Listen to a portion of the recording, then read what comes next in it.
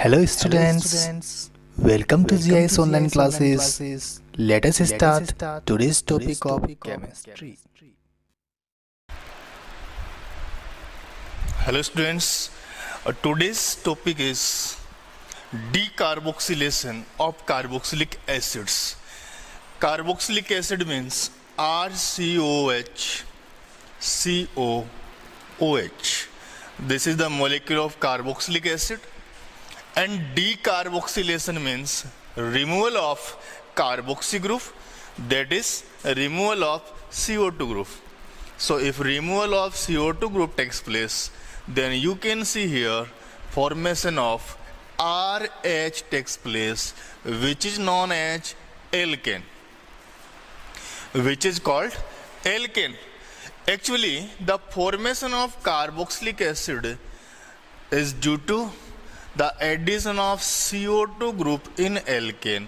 If CO2 group enters in between R and H, then it give rise to the formation of carboxylic acid. तो यदि alkene में हम CO2 डालेंगे, carboxylation करवाएंगे, तो compound का फॉर्मेशन होता है कार्बोक्सिलिक एसिड, और यदि कार्बोक्सिलिक एसिड से CO2 निकाल देंगे तो कंपाउंड बनेगा यहाँ पे एल्केन. तो याद रखना है, what is the decarboxylation product of carboxylic acid? Decarboxylation product of carboxylic acid is alkane. क्यों? क्योंकि एल्केन के कार्बोक्सिलेशन से बनते हैं कार्बोक्सिलिक एसिड, तो फिर कार्बोक्सिलिक एसिड के डीकार्बोक्सिलेशन से बनेंगे एल्केन. तो आइए देखते हैं कि कार्बोक्सिलिक एसिड का डीकार्बोक्सिलेशन किस किस तरह से हो सकता है. सो the very first method, decarboxylation by soda lime. Decarboxylation by soda lime. Okay. What is the formula of soda lime? Soda lime is the mixture of NaOH and CaO. The mixture of NaOH and CaO is known as soda lime. So what happen? In the very first step, sodium salt of carboxylic acid. This is the sodium salt of carboxylic acid.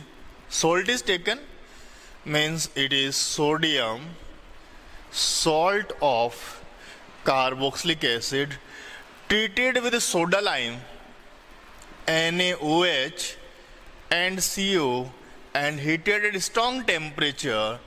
Then what happen? RCONA heated with NaOH and CO. Then what happen? The well-known compound of sodium is formed, that is Na2CO3. ध्यान से देखना, Na2CO1, O2 and O3. Na2CO3 is formed, and the main product R and H, that is, it is the main product which is alkane plus Na2CO3, sodium carbonate is formed. Okay.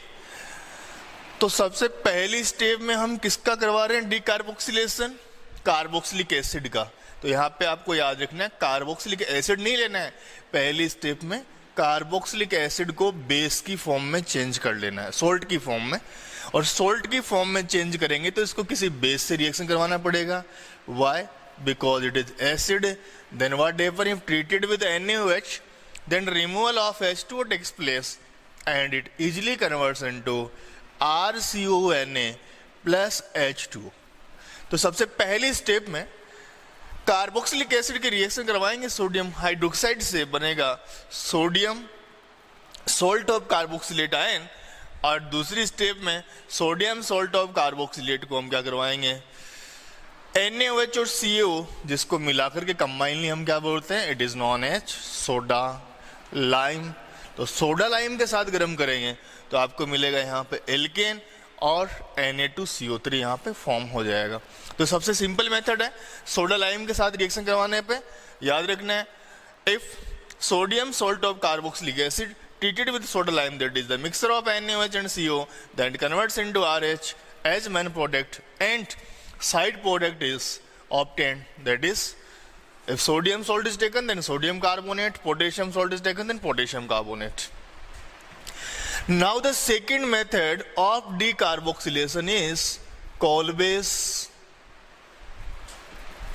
electrolysis. Kolbe's electrolysis. What is meant by electrolysis?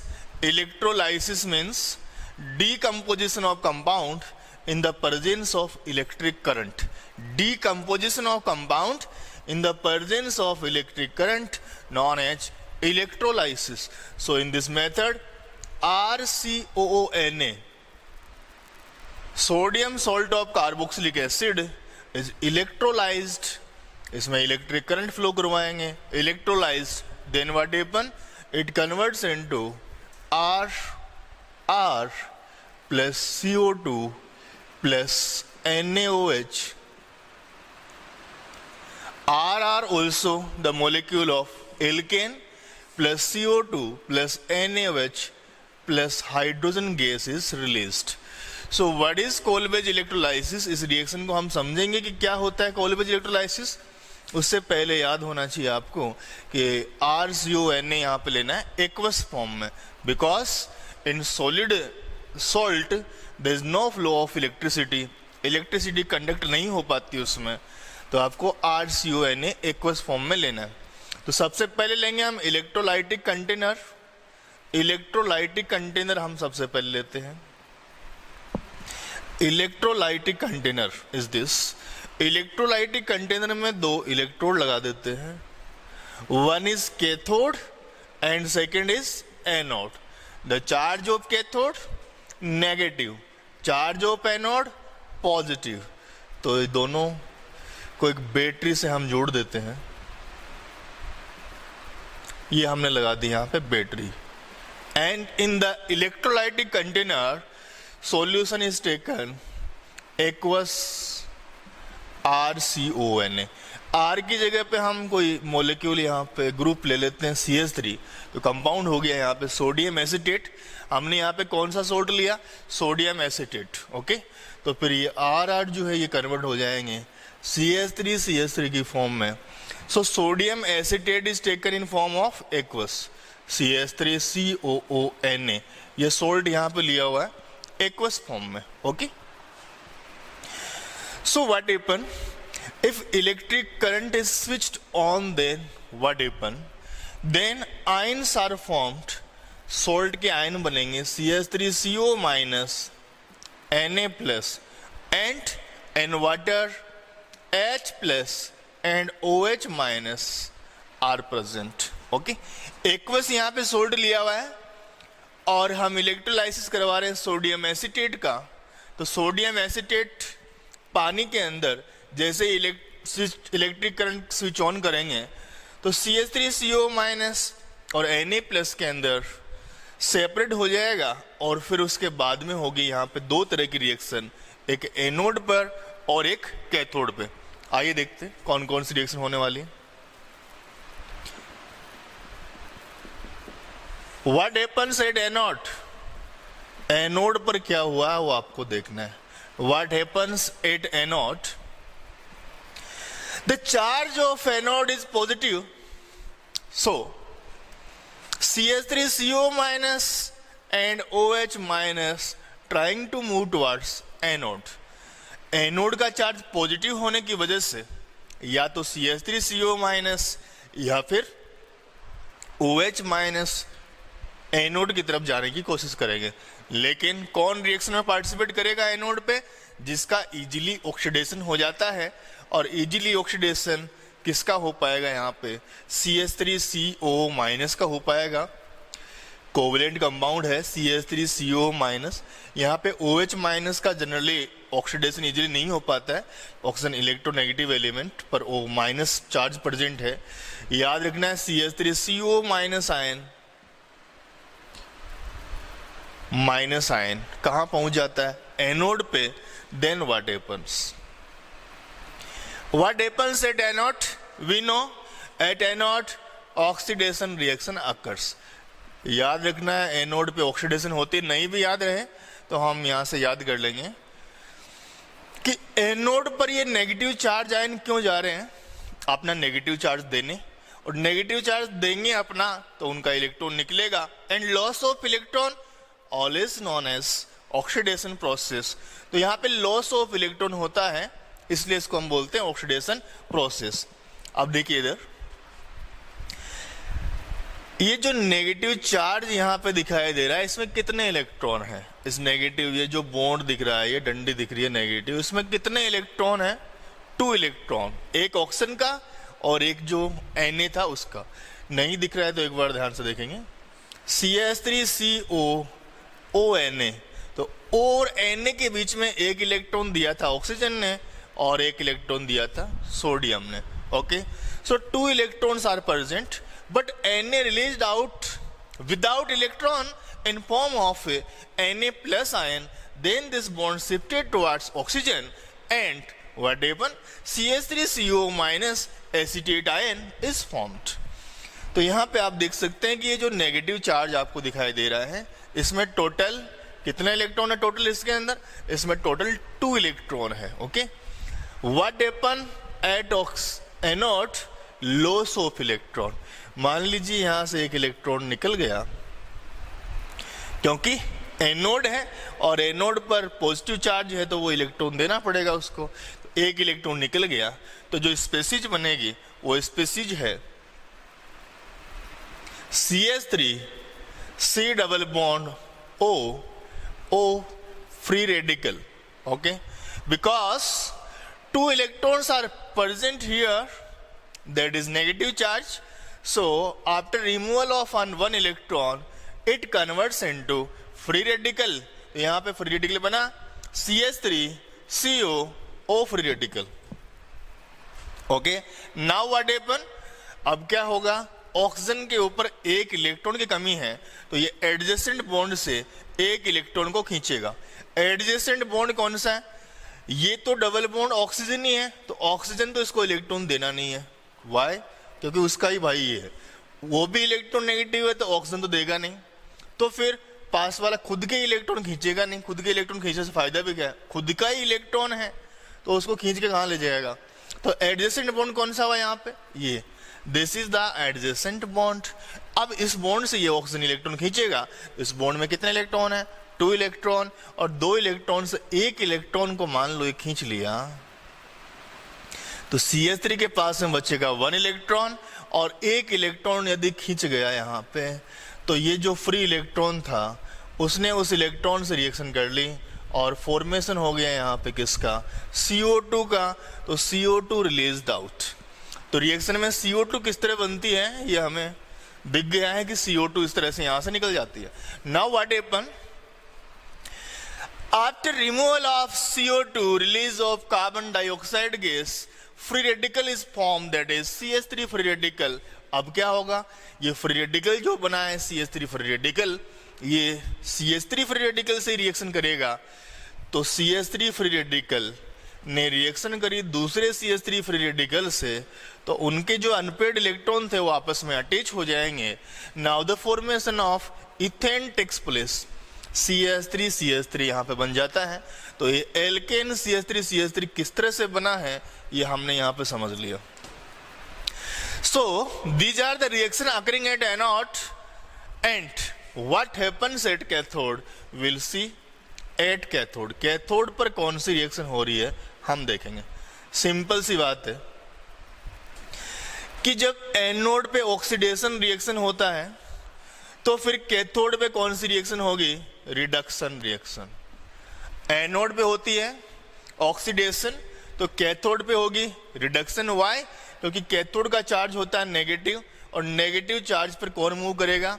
Positive charge ion move करेंगे, Na plus और H plus में से कोई। तो positive charge वहां जाएंगे तो वो इलेक्ट्रॉन गेन करेंगे, and gain of electron is known as reduction process. Okay, अब देखना ये है कि वहां पे कौन जाएगा, Na प्लस या फिर H प्लस। तो Na plus negative charge cathode पे जाएंगे, या H plus negative charge cathode पे जाएंगे, ये हमें आइडेंटिफाई करना है। तो स्टूडेंट्स, आपने रिएक्टिविटी सीरीज के बारे में पढ़ा होगा छोटी क्लासेस में। We know very well that Na is high reactive then that of hydrogen. Reactivity series तो नहीं आती, लेकिन इतना तो पता है कि सोडियम हाइड्रोजन से हाई रिएक्टिव है, यस और not? Definitely. So sodium high reactive है, and we know very well that high reactive metals oxidises easily. High reactive जो होते हैं उनका इजिली क्या होता है? ऑक्सीडेशन। तो बताइए लेस रिएक्टिव का क्या होने वाला है? रिडक्शन। और हम यहाँ पे क्या करवाने वाले हैं? रिडक्शन। और हमारे पास में आयन कौन कौन से हैं? Na प्लस और H प्लस। तो रिडक्शन किसका होगा? Na का?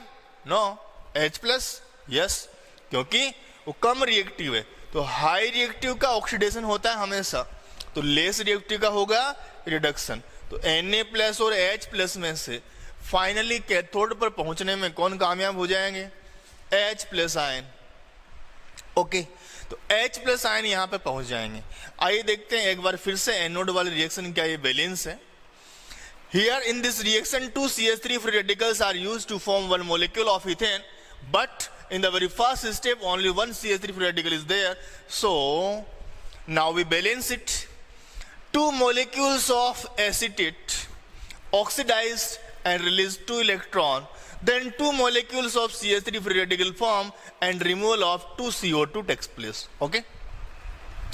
एक मोलिक्यूल से एक इलेक्ट्रॉन निकला, तो हमने इस बार 2 मोलिक्यूल लिख दिया, तो 2 से 2 इलेक्ट्रॉन निकलेंगे, 2 CH3 फ्री रेडिकल आएंगे, और दोनों CH3 फ्री रेडिकल इथेन का मोलिक्यूल बना लेंगे। Now the reaction is balance. So how many electrons are formed in the very first reaction, that is at anode 2 electron. यहाँ पे कितने इलेक्ट्रॉन बन रहे हैं? 2 इलेक्ट्रॉन। एक H प्लस एक ही इलेक्ट्रॉन गेन कर सकता है, तो हम यहाँ पे बैलेंस कर लेते हैं इसको। 2H plus gain 2 electron and converts into hydrogen gas. तो what happens at cathode? Cathode पे क्या होगा? हाइड्रोजन गैस का फॉर्मेशन होता है।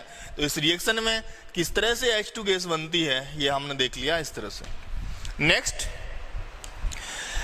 अभी यहाँ पे एनोड पे बन गया है CH3CO माइनस के डिकम्पोजिशन से कार्बन डाइऑक्साइड और एल्केन। कैथोड पे बन गई है हाइड्रोजन गैस। तो इलेक्ट्रोलाइटिक कंटेनर जो है, इसमें क्या कोई आयन बचा हुआ है, रिमेनिंग है? Yes, definitely. कौन से आयन रिमेनिंग है? नेगेटिव चार्ज में वहां पे बचा हुआ OH माइनस, और पॉजिटिव चार्ज में Na प्लस यहाँ पे बचा हुआ है, जिनका कोई यूज नहीं है। So what happens in electrolytic container? Electrolytic container क्या होता है? इलेक्ट्रोलाइटिक कंटेनर जिसमें इलेक्ट्रोलाइसिस होता है। तो क्या होगा इलेक्ट्रोलाइटिक कंटेनर में? एक बचा हुआ Na प्लस आयन और दूसरा बचा हुआ OH माइनस आयन, दोनों आपस में रिएक्शन करके NaOH का फॉर्मेशन कर लेंगे, सोडियम हाइड्रोक्साइड का फॉर्मेशन कर लेंगे। तो Na प्लस और OH माइनस दोनों मिलके बना लेंगे NaOH। तो ये था कोलबेस इलेक्ट्रोलाइसिस मेथड। इसमें आपको 3 जगह पे प्रोडक्ट बताने हैं, at anode, at cathode and in electrolytic container क्या हो रहा है। याद रखना है, हमने जो 2 मेथड पढ़े हैं डीकार्बोक्सिलेशन के, जिसमें से CO2 बाहर निकल जाती है, साफ साफ दिख रही है CO2 निकलती हुई। ऐसी रिएक्शन जहां से CO2 निकल जाती है, reactions are known as decarboxylation. तो डीकार्बोक्सिलेशन यहाँ पे 2 तरह से पढ़े हमने, 1 by soda lime and second by Kolbe's electrolysis. तो इसमें दोनों में डिफरेंस क्या है? कोलबेस इलेक्ट्रोलाइसिस में याद रखना है, जितने कार्बन का हम सोल्ट लेते हैं, जितने कार्बन का, कितने का लिया था? सोडियम एसिटेट 2 कार्बन का लिया, उतने ही कार्बन का क्या बनेगा? यहाँ पे एल्केन बनेगा 2 कार्बन का, दैट इज इथेन यहाँ पे बनता है। ओके, जितने कार्बन का यहाँ पे सोल्ट लिया हुआ है, उतने ही कार्बन का यहाँ पे क्या बनता है? एल्केन बनता है। 2 का लेंगे 2 का एल्केन बनाना है, 3 का लेंगे 3 का बनाना है, 4 का लेंगे 4 का बनाना है। Okay, but in case of soda lime, what happens in case of soda lime? Soda lime वाले केस में आपको याद रखना है, in case of soda lime, यहां पे हमने जितने कार्बन का लिया, मान लीजिए मैं लिख देता हूं यहां पे CH3COH react with NaOH converts into CH3CONa, और यहां पे जो R की वैल्यू है वो है CH3, then this R is CH3. So CH3H means यहाँ पे मोलिक्यूल बन गया है मीथेन का, दिस इज मीथेन मोलिक्यूल। तो देखिए सोडा लाइम वाले में क्या हो रहा है, जितने कार्बन का हमने सोल्ट लिया, कितने का लिया, 2 कार्बन, और यहां से कितने का बन रहा है, यहाँ पे 1 कार्बन का एल्केन यहाँ पे प्रोड्यूस हो रहा है।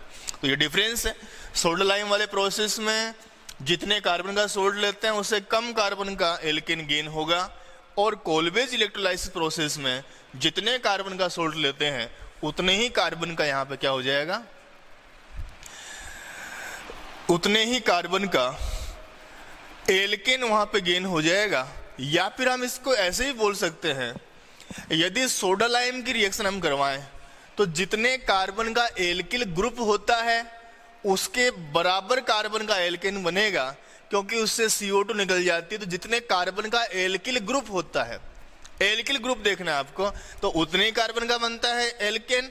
और या फिर हम इसको ऐसे ही बोल सकते हैं कोलबेज इलेक्ट्रोलाइसिस को, कि कोलबेज इलेक्ट्रोलाइसिस में क्या होता है, जितने कार्बन का एल्किल ग्रुप हम यहाँ पे काम में लेते हैं, जितने कार्बन का उससे डबल, क्योंकि यहाँ पे जो दूसरी स्टेप होगी उसमें फ्री रेडिकल। तो किसी भी तरह से आपको दोनों में डिफरेंस याद रखना है, या तो एल्किल ग्रुप के हिसाब से याद रखेंगे तो जितने कार्बन का एल्काइल ग्रुप होगा, ग्रुप विदाउट CO, उससे डबल बनेगा कोलबेज इलेक्ट्रोलाइसिस में, और जितने कार्बन का एल्किल ग्रुप होगा उसके बराबर बनेगा सोडा लाइम में, ठीक है। और कार्बन के हिसाब से याद रखें तो जितने कार्बन का सोल्ट लेते हैं कोलबे में उतने ही कार्बन का बनेगा क्या, एल्केन, और जितने कार्बन का सोल्ट लेते हैं सोडा लाइम में उससे एक कम कार्बन का बनेगा एल्केन सोडा लाइम वाली डी कार्बोक्सिलेशन में।